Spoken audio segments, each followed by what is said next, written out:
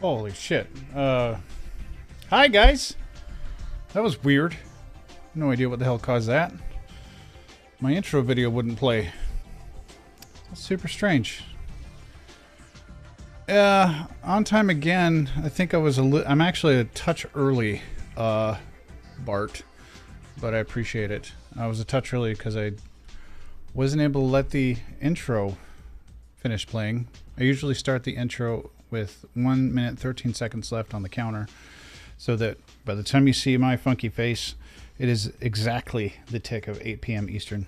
But we're a little early because fuck if I know what happened. Hi everybody, welcome to Cult of Color. My name is Nomad/Geo. I'll be your colorist for the evening, and tonight we are diving deep into secondary color corrections, aka the meat and potatoes of color grading. When you think about color grading, this is pretty much what we're talking about, right? The really artistic, kind of up to your own taste. It's more fun than just doing contrast and exposure corrections. Got a couple of things to show you. We're gonna take a look at what I did with Falcon Rad's footage from last week.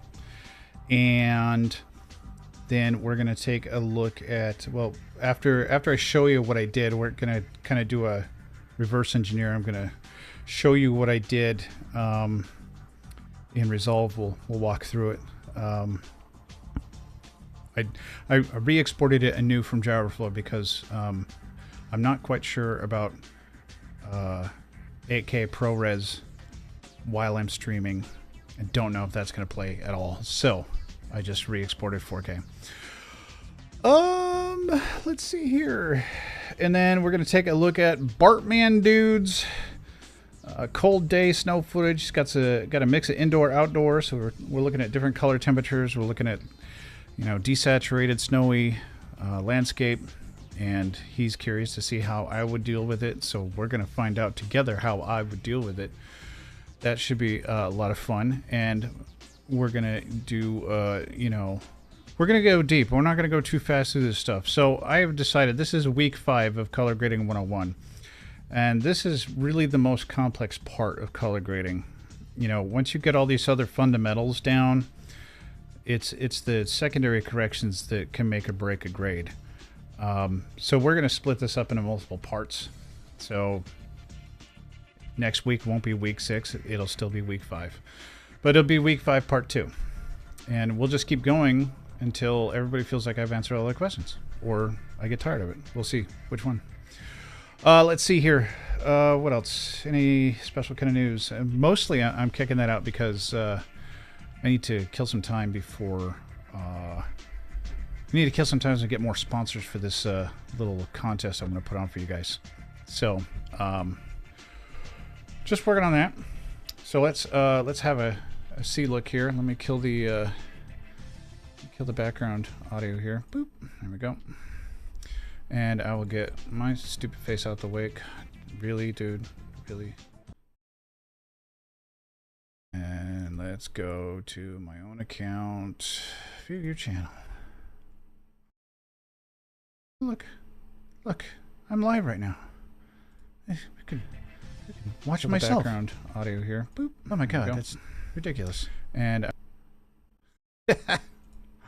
anyway, let's take a look at what I did with Falcon Rad's footage today. So I'm not particularly happy with the way YouTube converted the HDR to SDR. I feel like the luminance in the greens is too high. Almost looks a little unnatural. It looks way better in HDR than it does in SDR, but I've had some positive feedback so far on this one. So I don't know. You guys let me know in the comments what you think. I got my big ass head out the way this time too. I hope we start from the beginning. If you got headphones, you might want to put them on now. This is it's pretty good.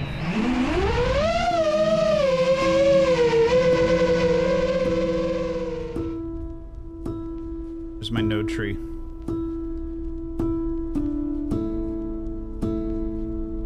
We'll come back and take another look at that when this is over.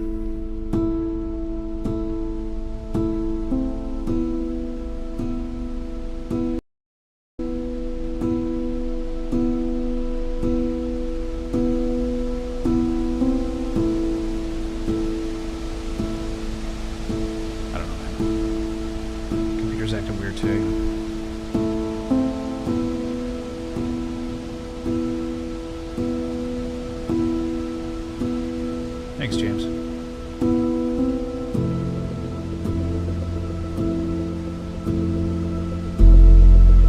Had a lot of fun with this one. I also did some sound design, which is why I was recommending headphones.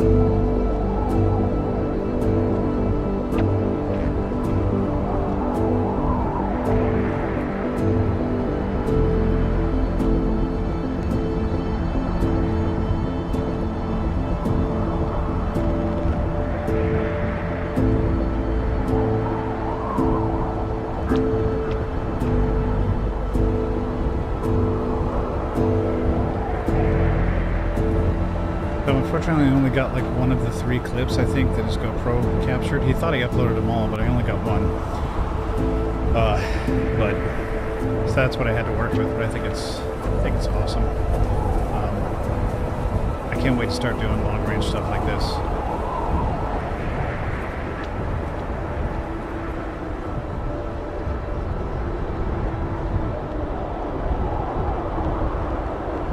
Yeah, David Attenborough. Up at this altitude.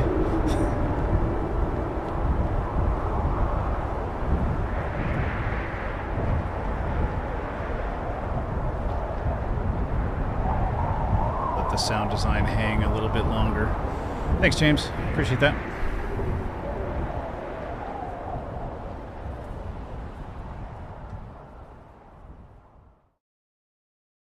Appreciate it, guys.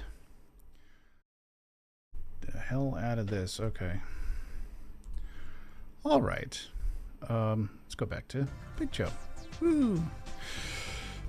Okay, so we took a look last week at Falcon Rad's footage and we did some primary corrections on it. And so there wasn't a whole lot to do as far as primary corrections because he had auto white balance, or at least he had static white balance that was set for daylight. So we were only like, 5 degrees off or something like that. It was really, really close. And there wasn't a whole lot of exposure adjustment that needed to happen there. So we'll go through that again, and I'll just kind of reiterate what we did last week, and then we'll get into the secondary corrections, which I breezed over last week. We'll get into that in a lot more detail today. So real quick, I didn't mean to close that. I got it here. Hold on a second.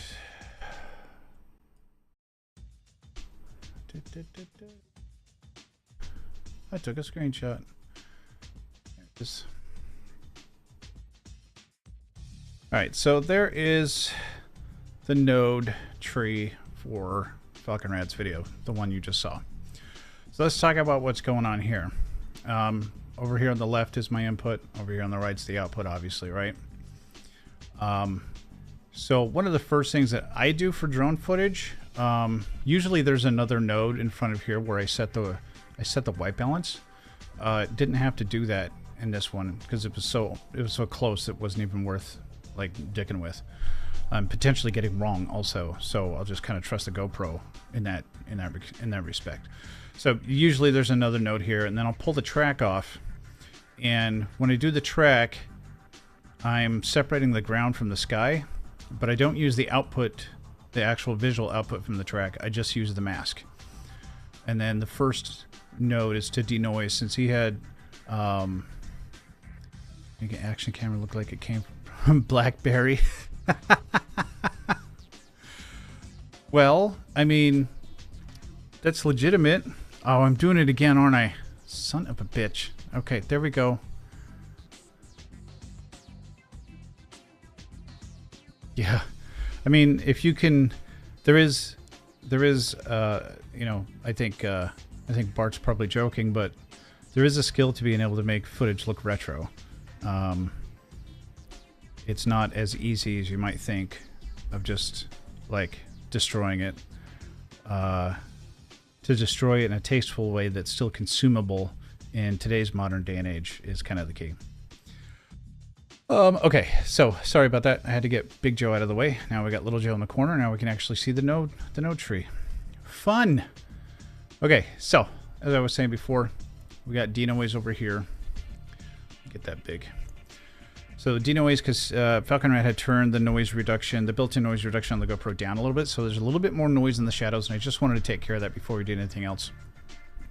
And then we split into a layer node, and if you recall about the layer nodes, you know, they work like you would expect them to, like layers, but the way you have to look at them is the top layer is the bottommost input on this node. So you look at it like a little guy who's looking up, and he's going to see here first and then here first. Obviously these are crossed because I just did a clean up my node tree, because my node trees are usually pretty random until I need to get organized. So, you know, the sky is the top layer, the ground is the bottom layer. So in this case, yes. So we did our secondary corrections on the ground, did our secondary corrections on the sky. They're almost alike, some slight differences, differences that are enough that if I did it to the whole, if I did it as a primary correction, I would end up having a compromise. So I didn't want to do that. And then I split the water out by using a qualifier. So in this case, it was just a luminance and a color qualifier, or a saturation qualifier. It's sort of like a merge node. Merge node, you're probably thinking of fusion. It's not. Yes, it is. In the, like, you can set the mix mode for the layers. I kind of liken it to Photoshop or After Effects as far as how the layers work. But yeah, I guess it would be like a mix node or a merge node in Fusion. So yeah, I use a luminance and a color qualifier, or a saturation qualifier here, to basically select the water out of the ground. So I take my ground mask, which that's actually wrong. That should be coming from here, but it's okay. It still worked. So I mask off the sky so I don't select anything in the sky. And then I select basically the whitest, least saturated stuff, which is going to be the water and the ice. And then I can do additional corrections to that to enhance contrast and detail for those specific elements. It would be too much if I took those, if I did those corrections to like the trees or the sky, it would be too much. But for the water, it works for the water, right? You get a whole bunch of detail out of it. So they come back together in the layer node, and this pops out. And usually I only sharpen the ground, but I actually wanted to try something new too, which was just sharpening the entire frame. Because I do like, in some instances, I can get really sharp edges on the clouds. They look crisp, not sharp, I guess. I don't know that I had the desired effect. It's hard to see on YouTube because YouTube's transcoding really mucked it up a bit. I was noticing when we were watching it. But that's YouTube for you, right? And then after the sharpen, so when we did on the ground and the sky, I started with that 3 slider correction that I typically do, right? Pivot all the way to 1, shadows to 100, and then contrast to taste. And when you increase the contrast, you increase the saturation because you're creating color contrast. So I countered that in both of these nodes by manually turning the saturation down after the contrast. And then on this node here, this is a post-contrast saturation, but what's unique about this particular node is instead of using the contrast slider on an RGB node, I changed the color space to HSV, which is hue, saturation, and luminance, I believe. No? HSV? Holy shit. I forget what the V stands for. But anyway, basically I just turned the gain up on the saturation channel. And that gets me more color volume without the color contrast.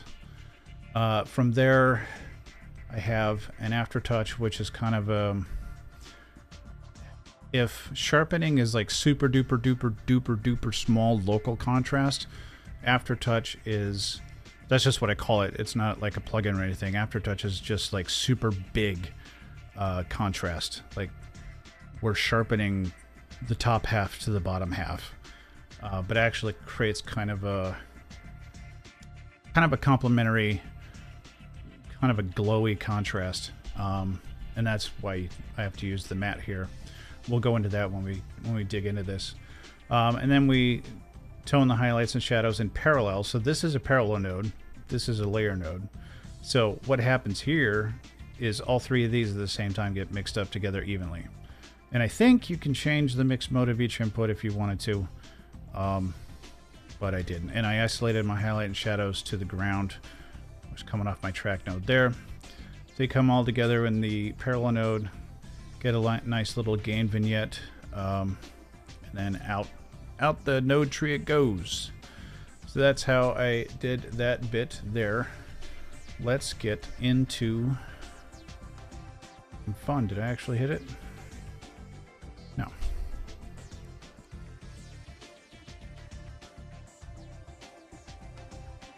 I turned up the UI scaling in Resolve instead of turning up my display scaling in Windows. Still sucks just as bad, but at least I'm not wasting as much space with my taskbar. So we're just going to start anew here. Let me go grab that clip. Where is it? Where is it? Where is it? Where is it? Oh, wrong one, dude. The color, week 4. And it is stab 4K. Change. So we're doing an SDR grade this time around. So it's going to be a little bit different than what we did when I did the HDR grades. When I did the HDR grade, there's two ways you can do an HDR grade. You can do an HLG, which is essentially, from a color grading standpoint, it works just like normal grading. You address it the same way, you look at it the same way.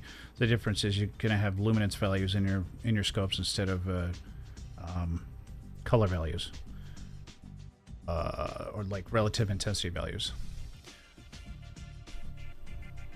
So just want to make sure this is all set up. SDR Rec 709. If you do PQ color grade, then you need an HDR monitor connected to the Blackmagic card, the output card, the fancy what the hell that thing's called, Decklink monitor 4K. That's what I got. Or you can use the display LUT to change your color viewer to SDR, and then like using that in concert with scopes, learning how to read the scopes, you can actually grade HDR footage without an HDR monitor. That'll come in a later show. Pretty complex stuff. You got to be used to using the scopes and understand how display LUTs work. And that's obviously, that's more like color grading 201, not 101. So, all right, so my color's good to go. We don't care about anything else here. So we can just kind of scooch this forward until off, and I'm gonna go ahead and just leave that audio out. Take the video. And we'll head right over to the color page because we don't need to edit this. And I get to representative place here. It seems all right. I have no idea how this is going to go. So first thing I want to do is we're going to do a track. Remember, like normally if I had everything on manual mode, or if this was my GoPro, if Falcon Ride had everything on manual mode, I would need to have some other corrections before I started doing the track. You want to give the track, like if it's too loggy, too like washed out, Magic Mask tracking is going to have a hard time seeing features. So you kind of want to give the Magic Mask tracker a good foundation to be able to see what's going on in the scene. White balance, a little bit of contrast correct before tracking can go a long way to saving you from having to redo your track over and over again or fix parts of it. I will say, despite the cleanness of the footage, sometimes AI can be really smart, sometimes it can be really dumb. In this clip, because it's so long, it starts going off the rails in some places and has to be manually fixed. Not a big deal, just time consuming. So I'm going to turn my onion mask on. This is like super important to see what's going on. I'll start drawing my lines out here. La la la la la. La la la la la la.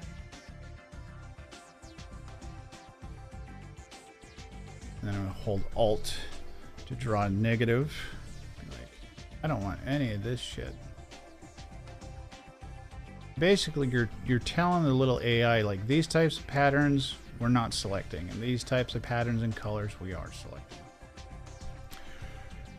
You can see it kind of refines a little bit there. I'll kick that over to better. Change that refine range down to 1 pixel. That's good enough. Let's start tracking.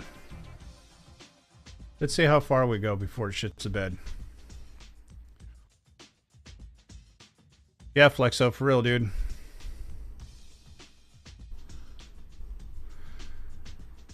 Been too lazy to drag the old VPN out. What do you use a VPN for with the free version for? That's a curious thing.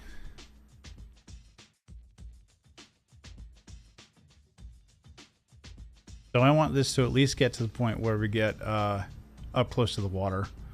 I'm not going to track the entire thing. It takes a while. It's also running slower than normal because I'm streaming, so.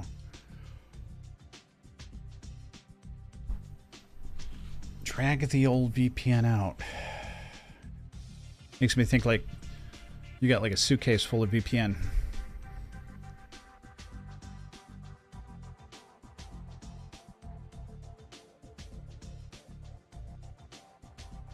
Alright, I think that's probably good to go. So we'll stop it there. And just for giggles, come back here. We're going to snip this. Take the end off that. We'll come back and finish the track.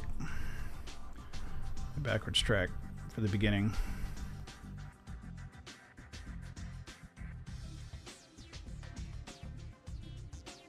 Need VPN to go full version.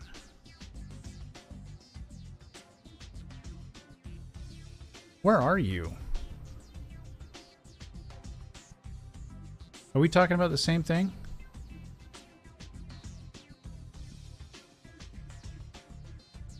Okay. Is there like a license server somewhere on the internet you can just VPN to and you get studio version? I'm not, I haven't been into piracy in some time, so.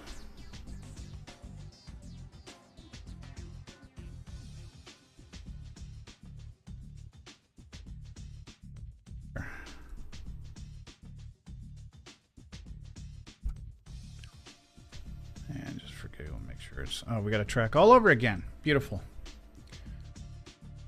Yeah, I don't think we're talking about the same thing. The cracked version requires VPN.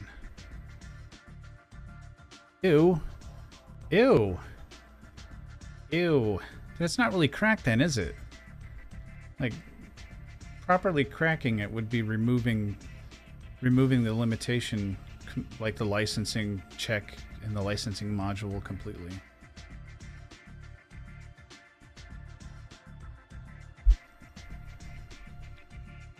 Well, I am off the tracks, apparently. I have no idea what the hell you're talking about.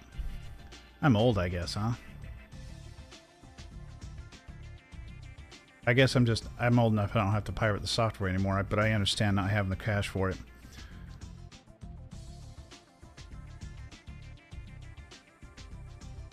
All that being said, it is way more economical than like subscribing to Adobe Creative Cloud or some shit.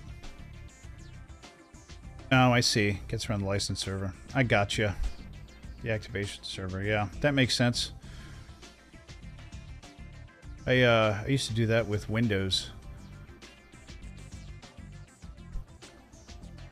Used to stand up a cracked KMS server on the network, so it would just authenticate anything that asked for a license. It was great. Well, yeah, Flexo, I know all about that. I know all about torrenting, sir. We just don't talk about it on this Christian Minecraft server. Okay, so we got our track in. We can, it's probably good enough for government work. Yeah, good enough. What I tend to do with my tracks, though, is I take my denoise all the way up. I post filter all the way up. And if I do this... No, that's not it. Fuck. Everything's fucking weird because it's huge.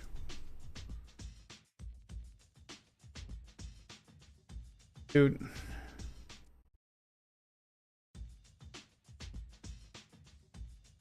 I don't know, man. Fuck it. Whatever. The icon that's normally there is not fucking there. See what you guys make me do? Anyway, so that was a pretty easy track for that short clip. Took 2 strokes and, you know, 2 strokes and she's done. Got that sorted out. And so I guess I'll turn that off. Shame, I have no idea. Anyway, so I'm going to create a new node, create a corrector, and I'm connect this to the output, and connect this to the input. And recall, normally I'd have another node here for white balance, or like, you know, some of those primary corrections that we don't really need on this clip. I just leave my track out there, just flopping around in the breeze, and I will take this, I'll name it ground.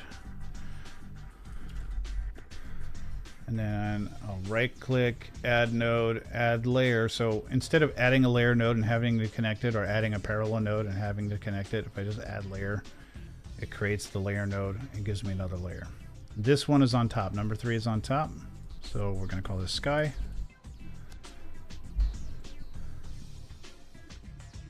So I'm going to try something a little bit different. So I've been using the ground mask to isolate the ground, and I still want to do that in some cases, but in terms of this layer node, I don't have to isolate the ground. I have to isolate the sky. So I'm only going to take my mask to the sky node, and then I have to invert the node so it only selects the sky. But I'm going to leave the ground unmasked because it should slide under the sky, for lack of a better term.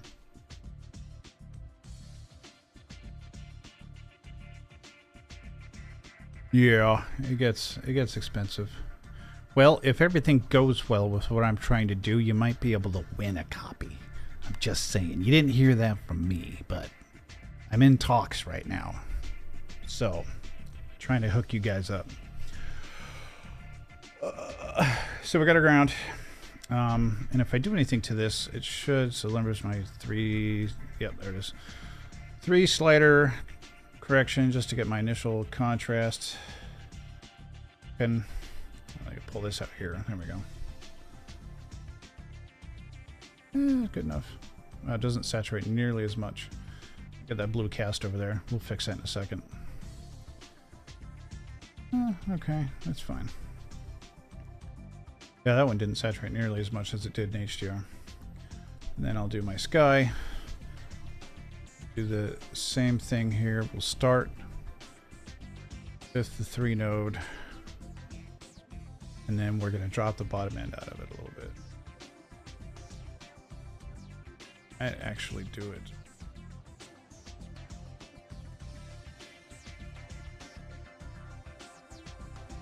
It'll be fine. Yeah, so that works. I guess I should just do that from now on. Instead of masking off the ground and creating like a boundary layer, I can just leave the boundary layer on the sky part and make sure the ground is consistent all the way through. Wow, that's amazing. I think I actually did that once before and then I forgot. So that's the thing. So let's take a quick look. We got that UV cast. We talked about that last week because of the altitude. See how blue that is? And if you recall the correction I made last week, we just grabbed this guy here and we just took the saturation down just a touch. We want to make sure we're not pushing it green. There we go. Problem solved. And we have no more UV casts. It's almost like we had a UV filter on our lens. Huzzah. So now I got my ground and sky. Get up in here and see if I got any weird blooming issues. Yeah, there's some blooming issues. Big of a deal. Only to me. It's fine. Looks good. Another thing, like all this added contrast, there's rainbows and stuff in the waterfall. You can see the rainbow right there. It's a nice little surprise. Double rainbow all the way. Okay, so let's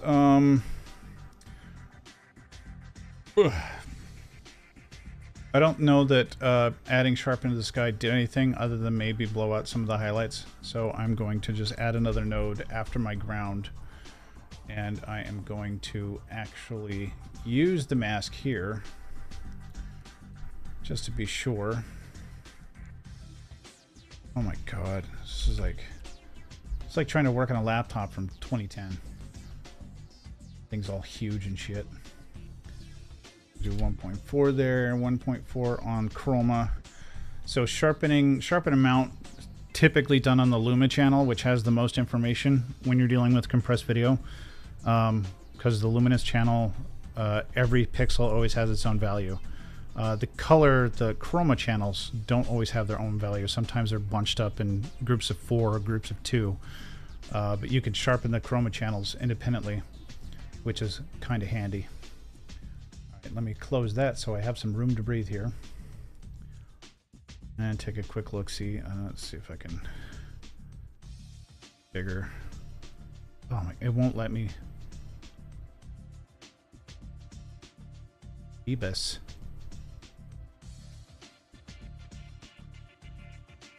Yeah, it looks pretty crisp. We're getting some good detail out of the trees. And then after the layer node, I'll highlight the layer node, I hit Alt-S, create a new serial node. And this is where we're going to play with our saturation. Make sure I'm on the right stuff here. So I need to change, like right now this is in RGB, typical, whatever the color space the project's in. We need to change the color space to HSV. Right there. And then once I've changed the color space, I'm going to turn off channel 1 and channel 3. Then to increase saturation without changing the hue of any colors, I'm just going to bump the gain up. So let's compare this a little bit here. Okay, so I'll reset the gain. Let me make a parallel node here.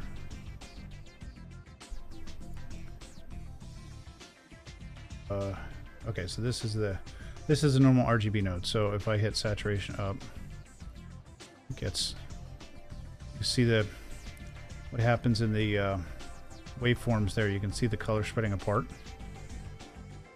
And then if we go to our HSV, bump up the gain, colors don't spread apart as much. You see the colors move together, but they don't spread apart. So the hue, the relationship between the colors is not changing. The color volume is changing. If you look at the vector scope inside of here,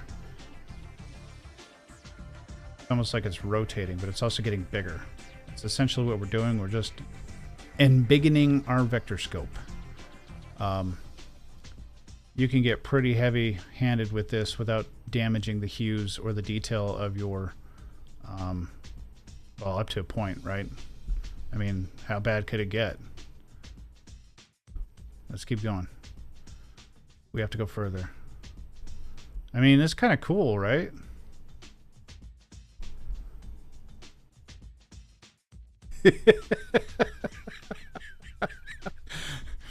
See, Flexo, this is what I'm talking about, right? When you can do this deliberately, that's a skill. You make something look bad deliberately, that's a skill. This is actually kind of neat. It's almost like false color, like infrared or something, like thermal infrared. That's neat. Let's not do that. We'll just punch it up a little bit. There we go. Kind of neat though. All right, so I will delete that node. I took out the parallel node. So let's label these. So sharp. Just be set. Okie dokie. So now what do we want to do? Well, This looks pretty good. We could tone the shadows, make them a little bit blue to contrast kind of the warmer color of the rocks, and then we could take the upper mid tones and push those towards orange. You know, the typical orange and teal look. Oh, you know what I forgot to do? No, what I forgot to do. All right, so in between my sharpen node and the base ground node, I'm going to create another node, and we're going to take crack mask from the ground, or the. I'm going to give it the ground mask. I don't know why that wasn't working before. So we're going to turn off hue. We're going to take our luminance, and we just want to try to get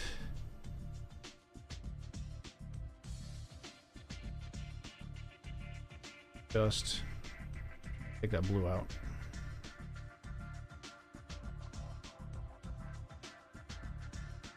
So give that one a little bit of a soft knee on there. This one low soft. This one a soft knee. And then we're going to pre-filter. And oh my god, all this stuff is on separate pages now. Denoise, post-filter. Okay, and then now that I've got this filtered out, so I basically have just the water and a little bit of the clouds along the horizon here. Just take this mid-tone detail and we're just going to crank that shit. So this is what I was talking about. I turn the highlighting off. This is not a correction that would go well out here on the rest of this stuff, right? So we just want to bring the detail out in the water. We get a little bit of extra detail up here on the horizon by the clouds, but it's not anything that's going to be, you know, that big of a deal.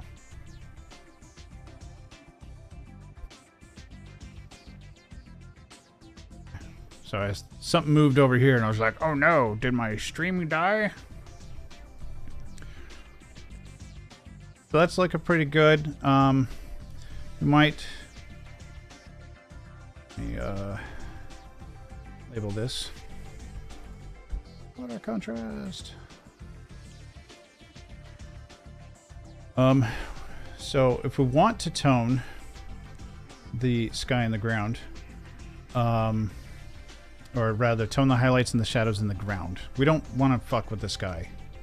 Unless you want to be weird about it, and that's fine. Like if you want to do something weird, you can do weird stuff with the sky. And come over here to my, and we can swap some colors. Boop. Hey, it's purple sky now. It's green, orange. Right, so you can do those types of things, but as far as like gentle toning, you can only see you if he moves.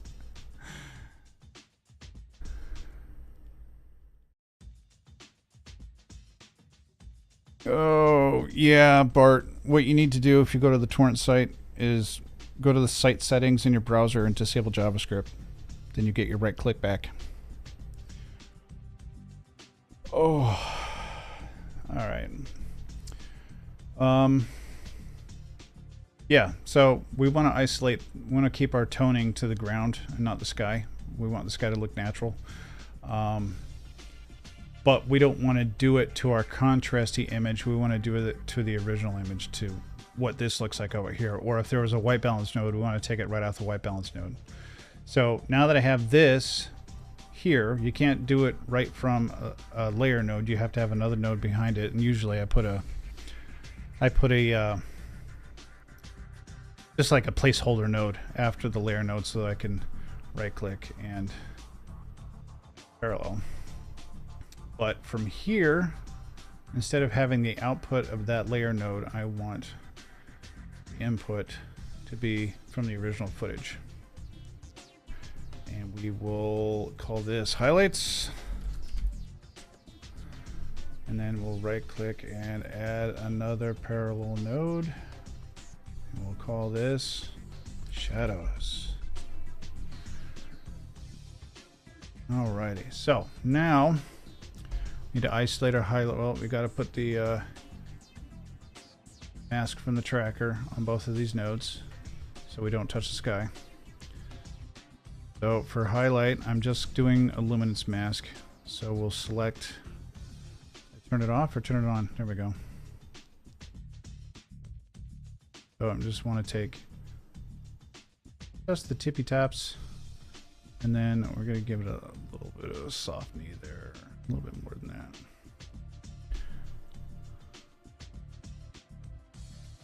You can tune this to taste, and once you make your, you can come back to this after you add the color so that you can kind of modulate.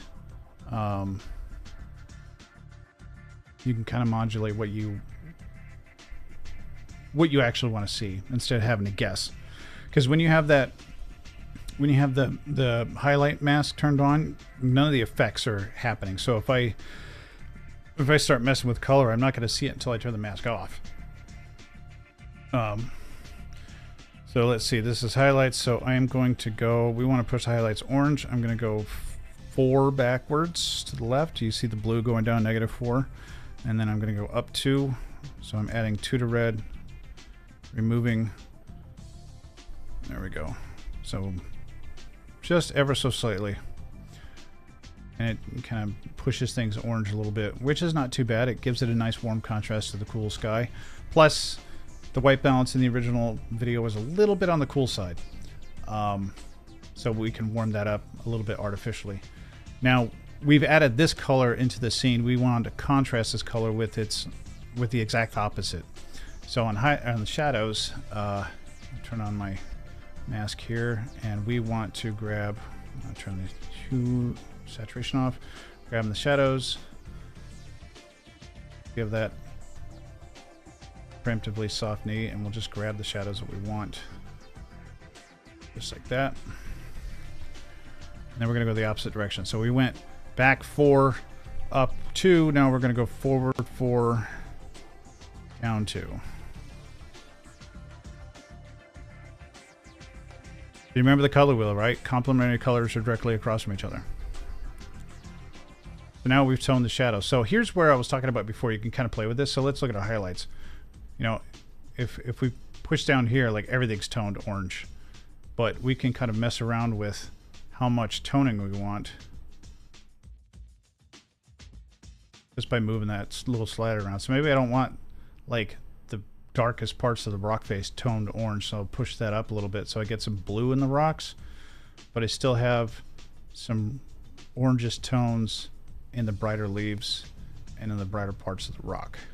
I can do the same thing to the blue. If I push that all the way up, it pretty much changes everything blue. And they cancel each other out. So if I open these up completely, then you get exactly what we just started with. Hey, Rain Squad, what's up, dog? Good to see you. So I only really want to affect the deepest shadows. And I want to try to avoid changing the mid-tone color of these leaves, because if we push this, the leaves start going too green. They got too much blue in them, so we don't want to go quite that far. We just want to touch the shadows that are right up here. Shit, do not want to do that. Control Z. We just go up so far, right about there. So it's very, very subtle, but it makes a difference, right? It's no longer just off the camera footage as far as color is concerned. Yes, we've added a ton of contrast sharpening. We've split out stuff. Made the sky nice and meaty and dark, and kind of the nice thing, like in this video you're not seeing it so much, but in a couple of my videos when I do this method with the sky, the higher up the GoPro looks, the darker the sky gets, and it's a neat effect. Almost looks like you're getting close to space.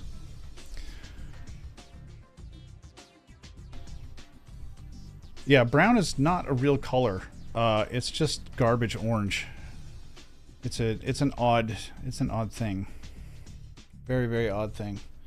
And that's like, humans are funny because we're all really just the same color. We're just different shades of the same orange color. There are like undertones that can push the hue of skin one way or the other. So like some people are more red, some people are more green, some people are yellow, but the melanin color is just a different shade of orange. It's all the same garbage. Worthless animals.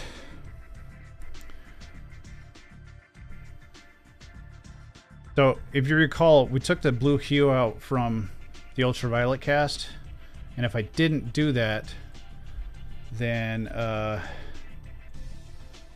this would look pretty bad right here. So if I just reset that, see how insanely saturated that got? We definitely want to make sure we take that ultraviolet casting out so that the blue that we put in there is the blue that we actually want.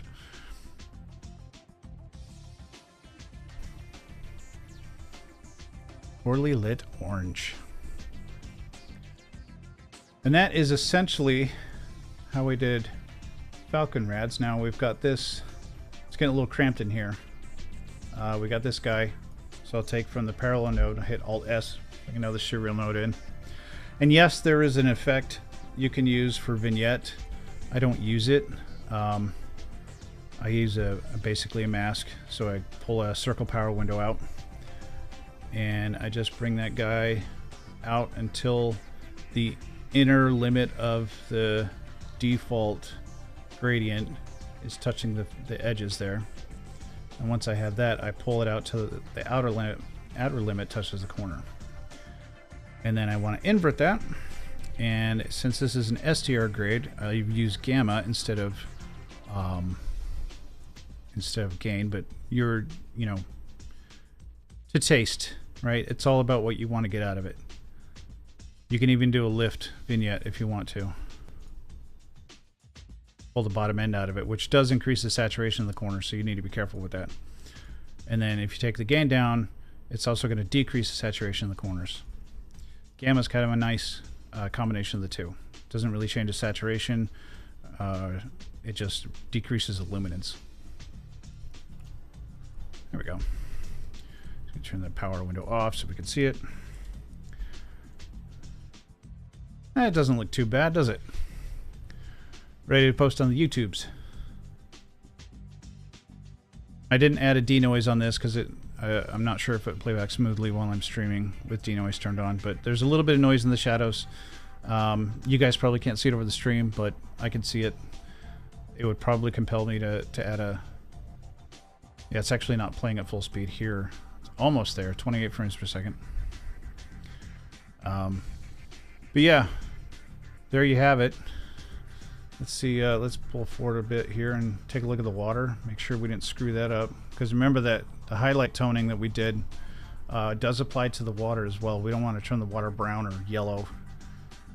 It still looks white to the eye. Objectively, it is pushed towards orange. But relative to everything else, your brain goes, that's white. You got tons of detail in there. You can see all the little drops. That's how I did Falcon Rad's video. Same stuff, you know, slightly different settings because it's SDR instead of HDR, but it's exactly the same concept. I will be posting the power grade that I used on the HDR video, and you can use it on an SDR video as well. You just gotta dick around with it. I'll be posting that power grade for you all to play with, take it apart, figure out how it works. You know, make it your own look. They give you a good starting point on some of these types of things. It's really geared towards drone footage. But yeah, I want to give you guys something to play with. So if you don't know, if I haven't explained it already, power grades are like LUTs, but specific to Resolve. It's basically me saving this node tree, putting it into a file, and giving it to you. When you apply a grade, you'll get all the nodes out. They'll be labeled, and it'll have whatever shape or whatever I gave it. You know, you'll be able to mess around with the actual settings. You don't just get the end result of my grade. You get the tools that I put into my grade. So that'll be helpful for you guys to kind of learn and play around with. And it's essentially the same type of grade that I do for all of my footage. I'm very gentle on the toning of colors. I probably should be more gentle on saturation, but I love color, and so I always saturate the shit out of my footage, but I don't do it to the point where I destroy detail or like really push the codec. And I don't like changing the hue of anything unless I deliberately want to. So that's that HSV saturation is kind of a neat trick. You'll be able to mess around with that when you get the power grade. So yeah, let's change gears here a little bit, and we're gonna take a little look-see. I'm just gonna kill this. Don't save.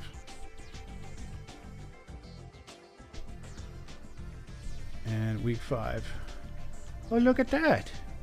Look at that! Whose little file is that? Does somebody recognize that file name? Let's take a look, see what we got. As fun as that is, yeah, and it's good for you. It's kind of cool when eventually you just aren't doing it anymore. And we started, I think we started in March. It was pretty much like this, nice. Except more snow last year. And it was like lava, hot lava, no going over the snow. We would stay in the parking lots, anywhere plowed. And then once I went way too high, and then I got really scared because it was like, man, I never got this high a quad before. Is that a Bart? Did I just see a wild Bart? It was gonna come back down. It was pretty exciting. Yeah. But yeah, lots of bashing into the ground, flying up into the air, bashing.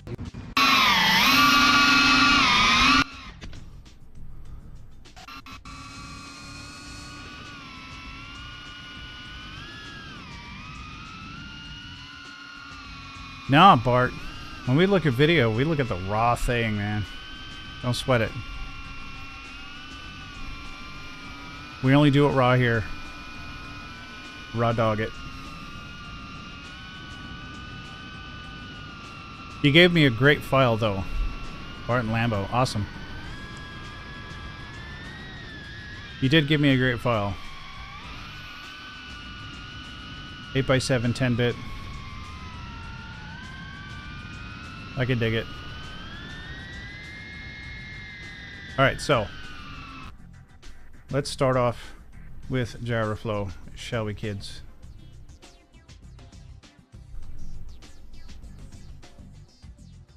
Alright, cool. Alright. Just take a look and see. We'll just right about there. We can trim it there. And we'll trim it there.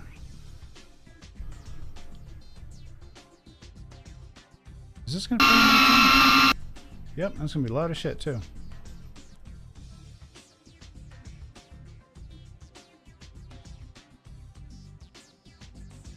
Oh no, dude. Oh, that sucks. Are you planning on going out and trying getting it?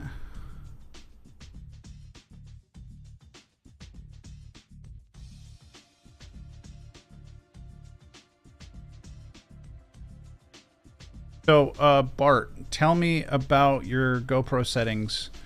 And did you have an ND filter? Things like that. Yeah, that's no place to store a quad. Sir, you can't park here.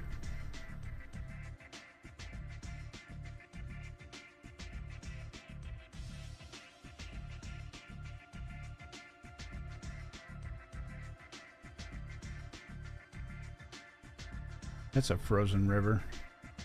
Holy shit. What river is that?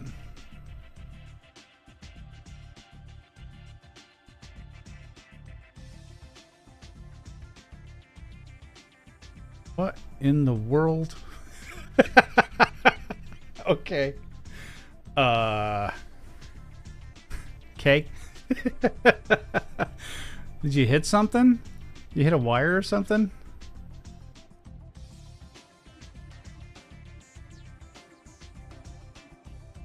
Look at that. Look at that gyro there.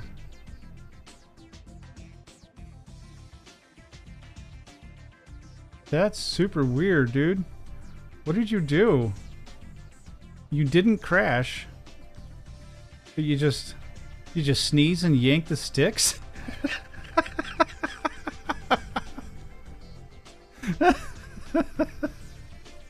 All right. Let me export this real quick. And we'll get onto it. Let's see. Now we want to change that directory. We're on week 5 now. And we're just going to do 4K.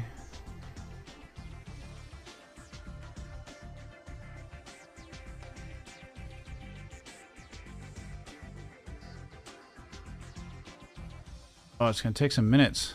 I should have done this ahead of time. Oh, wow. Requires a boat. That's a deep river.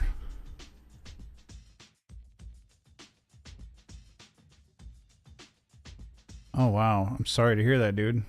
Well, somebody's going to find it sometime, and if your GoPro was intact, then it's going to stay intact, and somebody's going to be able to pull the footage off there. So I'm sure somebody will eventually find the GoPro I lost when I lost my quad a few years ago. Faces and power windows and tracking, stuff like that, so you can make people pretty, you know, just in case. You never know. I mean, if you're like me, you do some vlogging and you think you're fuck ugly, then you might want to learn how to power window yourself. So, a good talent to have.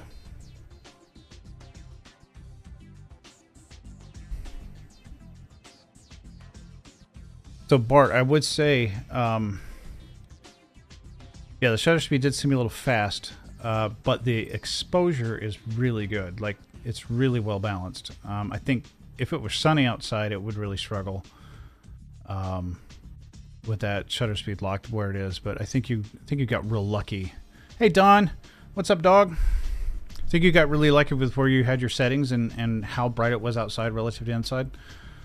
I definitely feel like. Yeah, good job.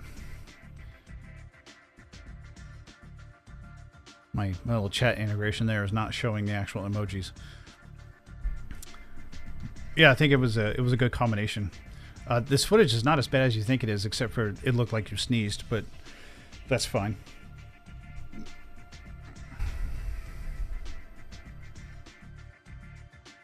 Oh, you know, Don, living the dream.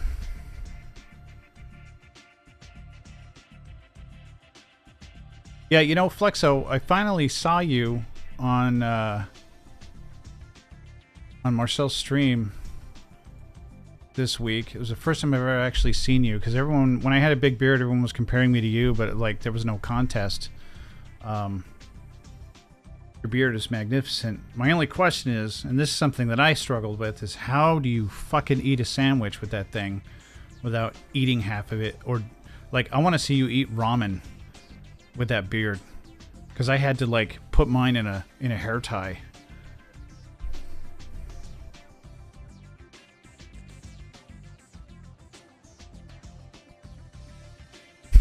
Triangles.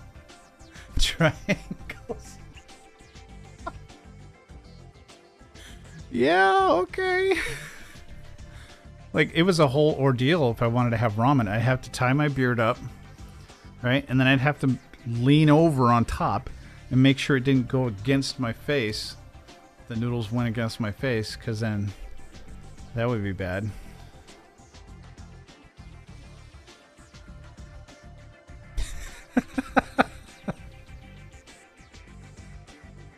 I mean, did you do the same thing with hamburgers? You like cut a hamburger in half and start from the sharp end?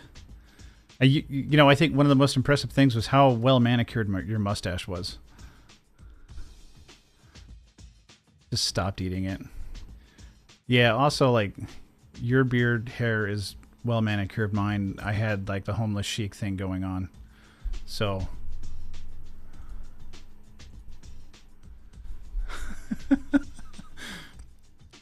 yeah, there's nothing worse than the feeling of a mouthful of noodles and hair.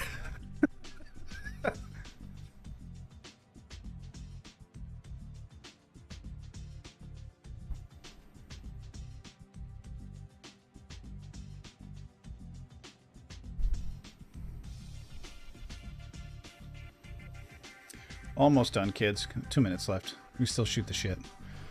Comb with a blow dryer.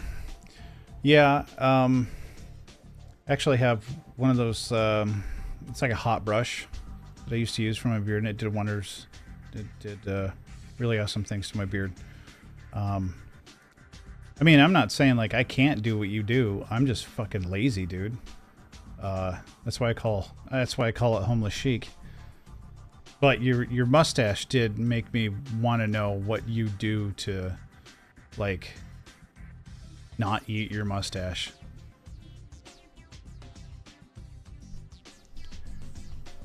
Yeah, it's quite nice actually. All you got to do is get your hair wet and then just brush it out with it. It's like an iron essentially. It's an iron brush. But instead of curls, you get straightened hair. Because I got really, really gnarly, like squirrely, scraggly facial hair. It's growing out of my skin in 61 different directions. So I can't really get that nice uniform beard like what you've got. Not very easily. I would like putting a whole bunch of oil to try to get it relaxed and then iron the shit out of it, blow dry the shit out of it.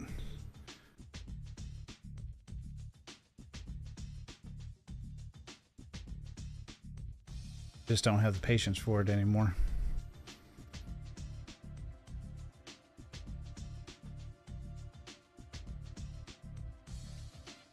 I guess I could have done just a small section, but I wanted to see every possible example in this video. Sorry for the hold-up, guys.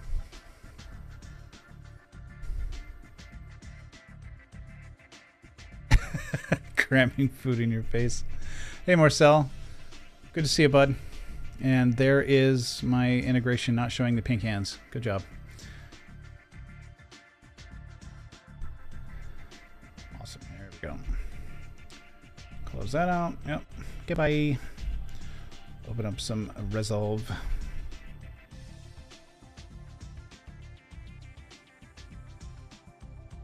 Yeah, there's definitely something to be said about cramming food in your face. But I guess if you had a really big, well-manicured beard, you'd have to be very careful about what and how you ate, so it actually could help you lose weight if you needed to, like this fella right here. But it's okay. All right. Let's see what we got.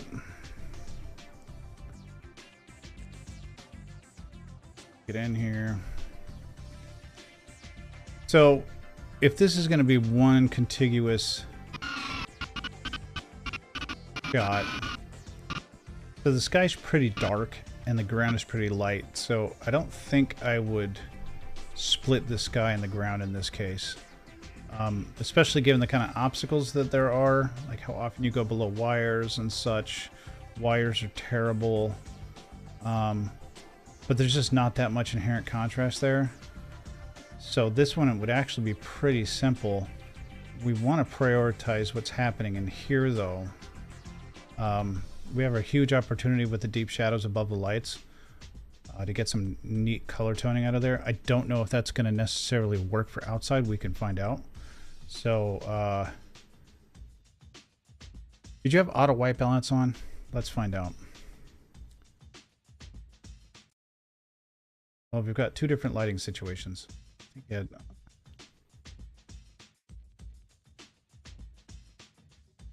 see the white balance shifting. It's cool here, so you must have set it for in here, or you have it set for outdoors for like a sunny day. I don't know. Well, let's just wing it. So I'll do the 3 slider, contrasted taste.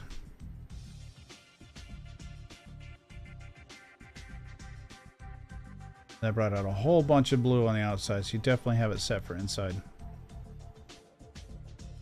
So you're right, this is a little bit challenging,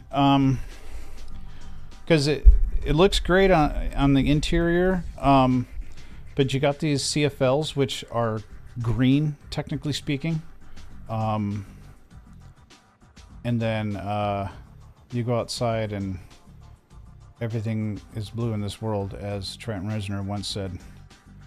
And I think if I went outside, let's say since we're shady here, I can pull white balance off the top of that truck. That's what the outside should look like. Back inside. Back inside's warm, but it's not intolerable. It's just warm. Doesn't look like everything's frozen though. So yeah, I think we stick with the white balance on the outside. We need to pull a better white balance though. That there. I pop open my vector scope. Crank up the saturation. That looks spot on.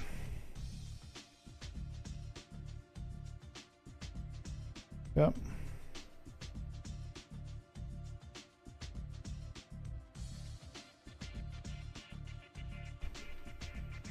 Yep. Okay, good enough.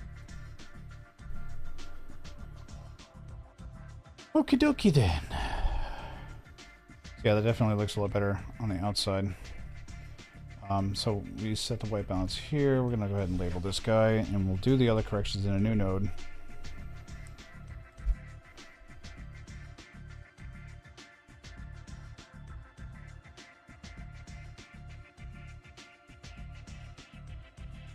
Pull that down quite a bit. Let's check the inside. So the inside's now too contrasty. The outside looks pretty good. I need to pull the saturation down a little bit.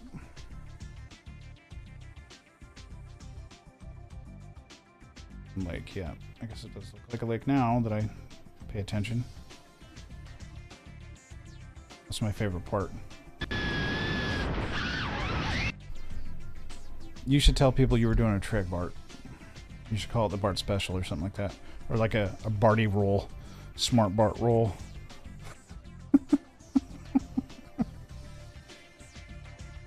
Just, it wasn't something I expected. I know you freaking had something to do with like your air mode or whatever. Your angle mode or whatever it was. The Bart ski. Yeah, dude. You just roll all of a sudden and throw your drone towards the ground as fast as you can, and you recover at the last second. That's the trick. That's pretty good, dude.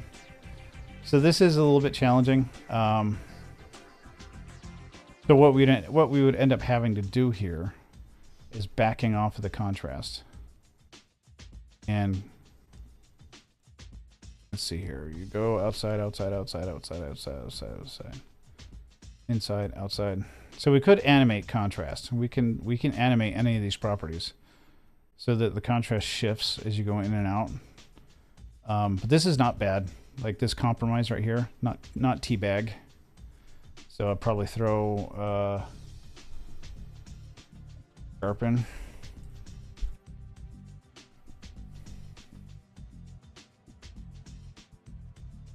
By the way, I can't see anything. Oh, hell.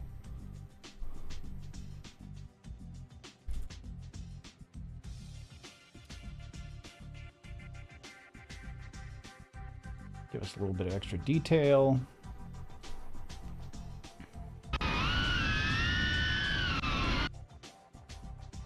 Here and just hit that. Already dimmed. We wanted it dimmed.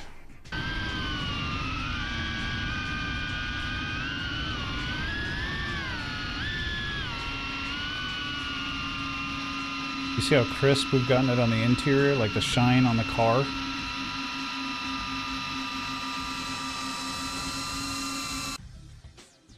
So we might be able to do, we'll do a parallel node here. We'll select our shadows.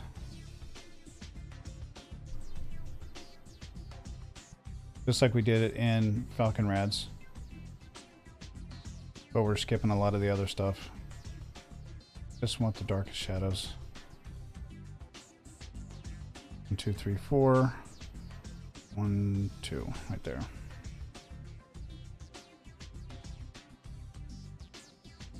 It looks all right on the outside. Look at that. You can see the opening in the clouds there. See, if this was just outside, I might do the split grade because I could really pull the detail out of that. Let me see what that would look like. If I did just the sky.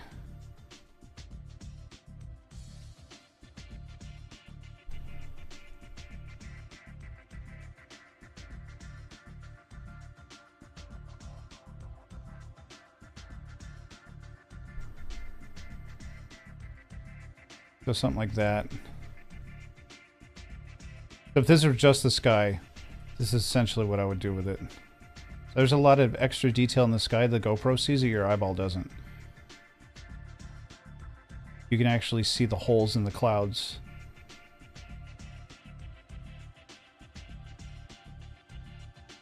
You'd be surprised. But obviously, look what I did to the ground. The ground looks like effervescent shit stain. It almost looks like you're about to fly right through that hole above the clouds.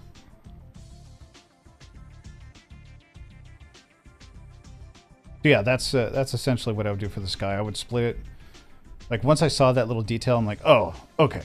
But since we also go inside, I could do it. It's possible to make my mask just disappear whenever I go inside, and then kind of reappear and take over the ground again, and exclude the sky anytime I go out.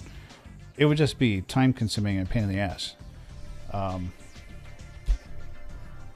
So this is what we've got. We've toned the shadows, which I actually want to take the shadows and, oh no, I used the wrong one. We want this, and I want to go anti-red, 2 for blue. We're gonna do a green tone in the shadows, and then we'll do another layer. Parallel. We want these to be sourced off of white balance node.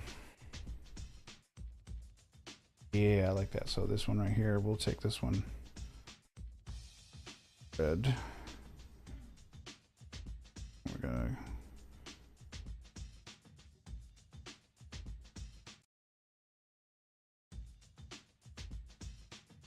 let's try again. Oh shit. I'm just gonna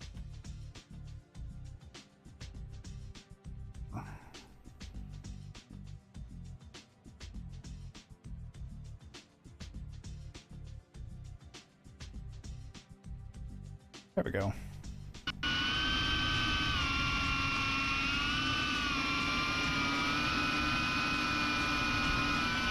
That doesn't look too bad. Yeah, I mean, what you get out of this is kind of what you're willing to put into it, right? I go through, like, working Falcon Rad's video. I had gone through and did all the masking, and there was a lot to fix in that 8-minute video.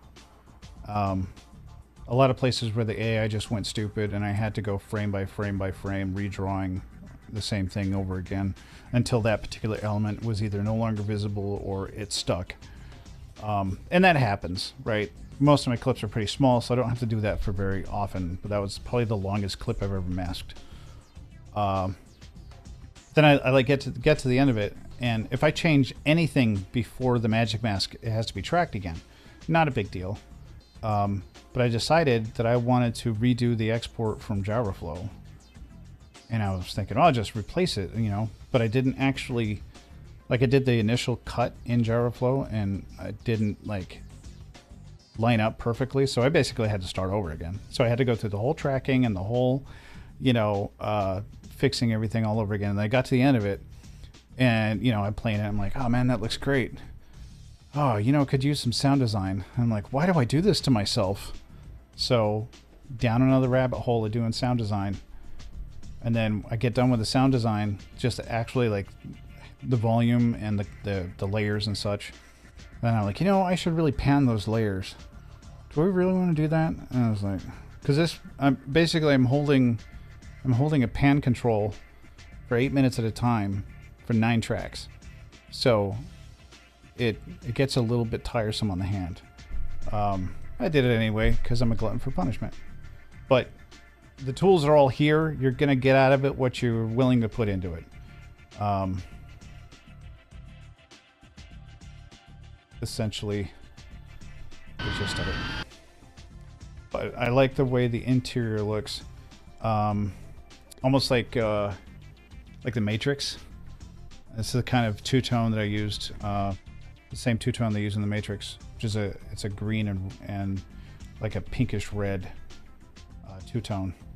So it gives you that matrixy look, which in industrial spaces I've actually done quite a bit of. The contrast of these like sharp, bright lights, then like usually the ceilings aren't very light at all. So they're like not white ceilings above the lighting. Usually like corrugated steel like that, right?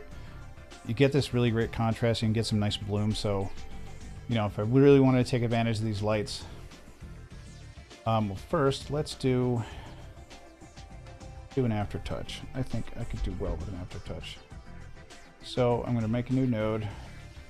I'm going to find the glow plugin, and I'm going to toss glow on here.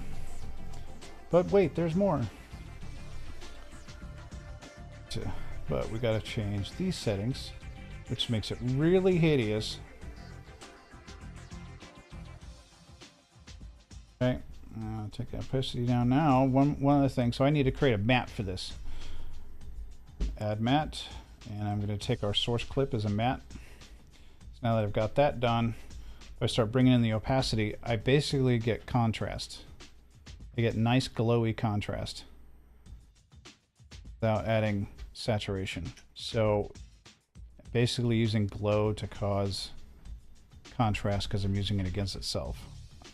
It's a weird thing. It's nice because it adds just kind of another pleasing layer of contrast. My dog really wants to be in the stream tonight. But it's kind of a nice little thing. And sometimes I'll do that in different places in a grade. But now that I've done that, I actually want to go back to the highlights, and we want to go a little harder. So go more, a little more. This is just, I'm just doing it for the interior here. This probably would not look great once we went outside. Okay, we'll go to here. Might actually just pump saturation of the shadows up. No, let's not do that.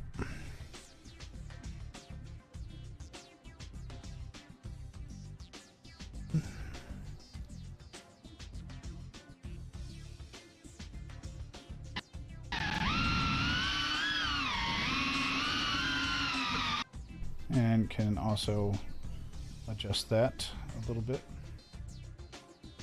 And not. What in the shit? What did I even do?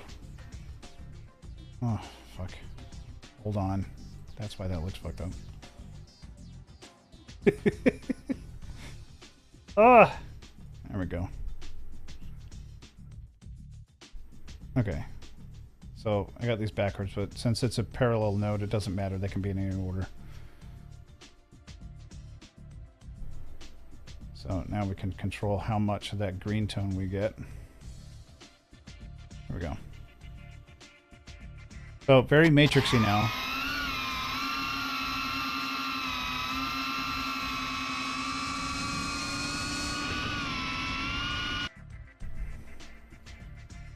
That's just an example.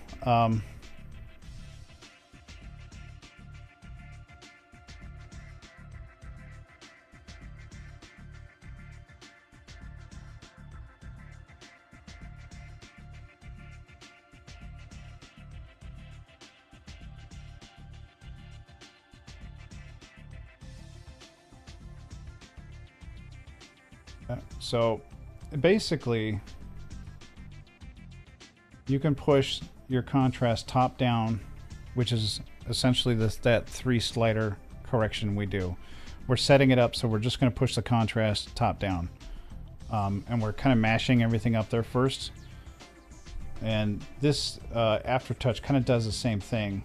So it pushes everything, squeezes top down. If we invert it, it squeezes bottom up. So you can play around with that as well. Well, it's not the, that might be too much, come to think of it.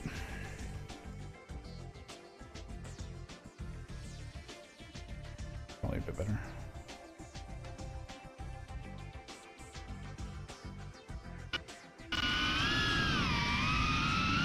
So, Bart, it's not my greatest grade in the world, but it, especially when I get outside, That doesn't look great.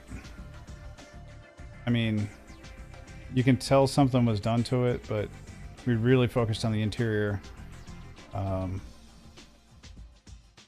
so we compromised on the exterior. So if this was something I absolutely had to deliver to a client, then absolutely I would animate all the things, I would mask all the things, and I would make the transition between interior and exterior completely seamless and the two grades therein. I literally would split it into separate clips and add an alpha output to each clip so I could do compositing from one shot to the next, but it would be seamless end to end. That way the outside could be its own complete grade that had nothing to do with what was happening on the inside. Makes sense, perfectly clear, clear as mud, I'm sure, right? So anybody got any questions, want me to go over any of the concepts I've talked about this evening? I was expecting your greatest effort.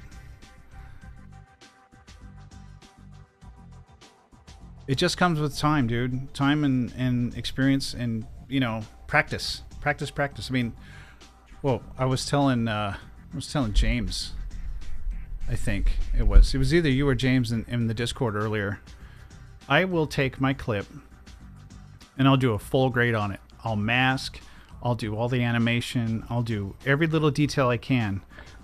And then when it's done, I'll be like, hell yeah, that looks great. Delete it all and do it again differently. Like just to sit down and grade. Like even if I have no new footage, like the weather's been absolute shit in Michigan. Last couple of days have been fantastic, but I just didn't get out to fly today.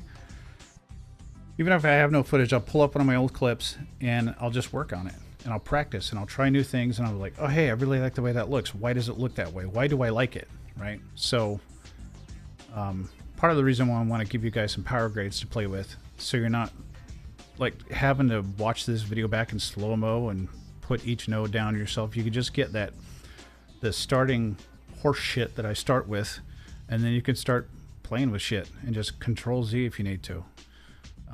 But you gotta play. You gotta try new shit. You know what I'm saying? So it just comes with time and practice, just like everything else that you want to get good at. You gotta practice. Not just the knowledge. Any other comments, questions, queries, quips?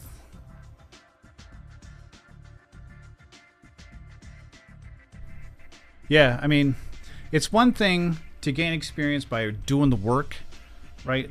Making your own videos, doing videos for other people, maybe even making some money at it. It's one thing to do it that way, but especially when you're doing stuff for other people, you're somewhat beholden to their creative input, which may be shit. As I'm sure you probably know, having had clients in the past of one sort or another, they tend to want to have some kind of input. There's obviously like two major types of clients. There's the one that's like, I don't give a shit, just give me something. And the other one that's like, hey, can you change this real quick, when it's not a real quick thing. But there's something to be said for kind of like isolating yourself on the color tab and just doing it just for the sake of doing it. I mean, it's like I said earlier today, and I've said it in another video, color grading is the only part of film that doesn't feel like work and I never get tired of.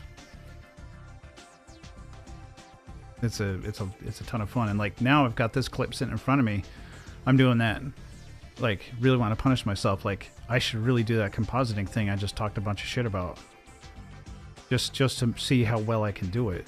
And oftentimes we'll run into things that maybe I don't know. I'll run into that perimeter of ignorance and I'll have to look something up, or I'll have to open up the Resolve manual or some shit like that, you know, and solve that particular problem. And it comes one at a time. You run into something, you solve that problem, you move on to the next one, and eventually you're done, right?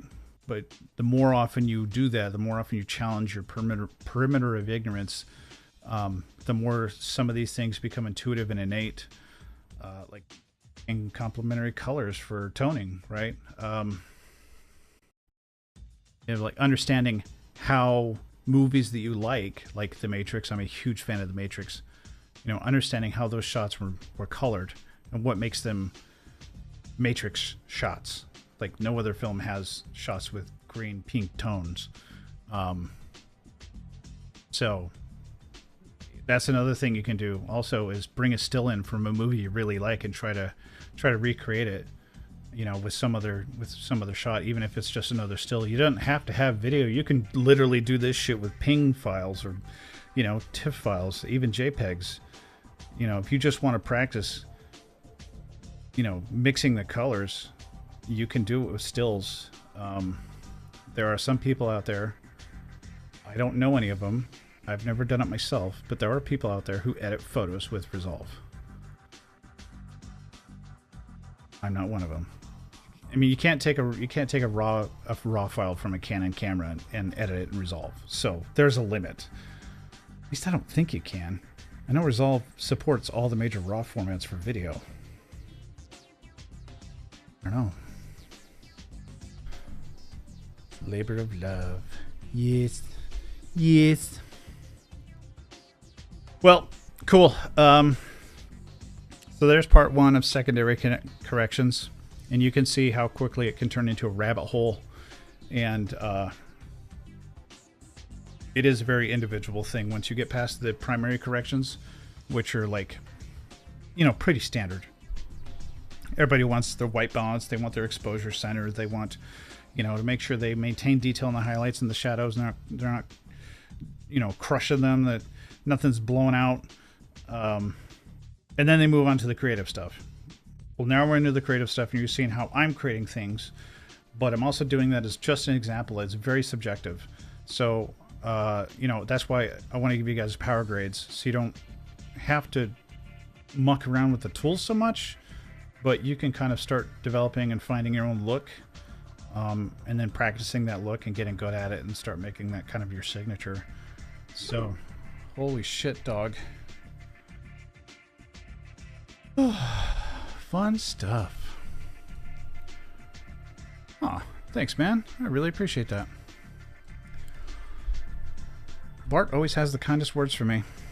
It just makes me so emotional. Anyway, guys, now that I got, wow, 10 concurrent viewers. It's like I'm popular or something.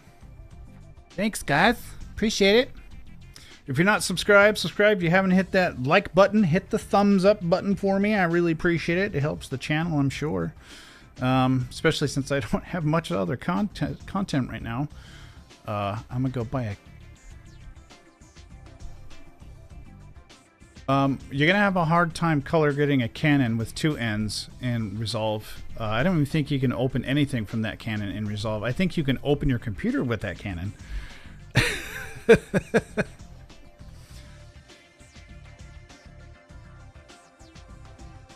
So, are you not on Discord? I could have sworn he was in my Discord.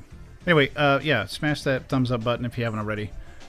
Get subscribed if you're not already. Yeah, he's in the Discord. He's right there. He's right there. I'm looking at him right there. Anyway, join the Discord if you haven't done that yet. There's a Patreon link in case you feel like tossing some coin to your local colorist. Not required. I put nothing behind a paywall, so you're gonna get nothing for it. But if you want to toss a dollar to, I would be grateful. Yeah, I'm not charging for this at all. So yeah, he's on my server, Bart. Be sure to give Falcon Rat some love. That amazing flight that he kind of gave me a really great video from which to springboard into something I think is magnificent, and I'm very proud of it. It'll look better once it's actually rezzed up to HDR. YouTube takes forever for that, so you know, check it out on your phone, or if you have an HDR TV, check it out there. Once it's rezzed up, it does look really good. And next week we're going to talk about power windows and people. Power, people, windows.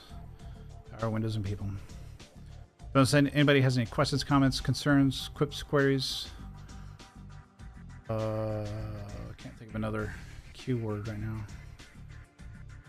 Typical quahogs. I don't know. I think we're gonna wrap this one up, kids.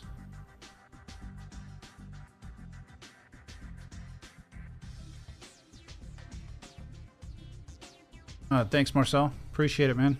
I hope Falcon Rad likes it as much as I do.